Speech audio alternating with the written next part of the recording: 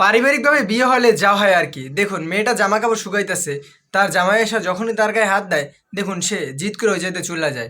মেয়েটা বসে বসে ফোন টিপতেছে, জামাই এসে তার সিনায় যখন লাড়া দেয়, তখন সে আবার রাগ দেখায় ওই জায়গাতে চলে যায়। কিছুক্ষণ পর দেখা যায় মেয়েটা কারোর সাথে হেসে হেসে কথা বলতেছে। জামাই এসে বলে যে উঠতে হবে না, বসো। আচ্ছা, তোমার যদি আমাকে পছন্দই না হয়, ভালোই না বাসো, তাহলে বিয়ে কেন করছো? তারপর মেয়েটা বলে যে আমার বাবা মা জোর করে বিয়ে করাইছে। এটা শোনার পর ছেলেটা তো অনেক মন খারাপ করে। তারপর সে কাজে চলে যায়। কিন্তু কিছুক্ষণ পর কাজ থেকে আসার পর দেখে তার বউকে বাসায় দেখতে পারতেছে না। সে অনেক খোঁজাখুঁজি করতে আছে, কোথাও তার বউকে পাইতেছে না। কিরে, তার বউ কোথায় গেল? এইদিকে তার বউ রেডি হয়ে সেজেগুজে ব্যাগ ট্যাগ নিয়ে তার বয়ফ্রেন্ডের সাথে দেখা করতে আসছে। মানে এখন চাইতেছে যে সে তার বয়ফ্রেন্ডের সাথে পালাই যাবে, তাকে বলতেছে যে আমি আর ওর সাথে সংসার করবো না, তোমার সাথে পালাই যাবো। ছেলেটা বলে তুমি কি পাগল হয়েছো? তোমাকে আমি বিয়ে করবো? তুমি তো বিবাহিত মেয়ে।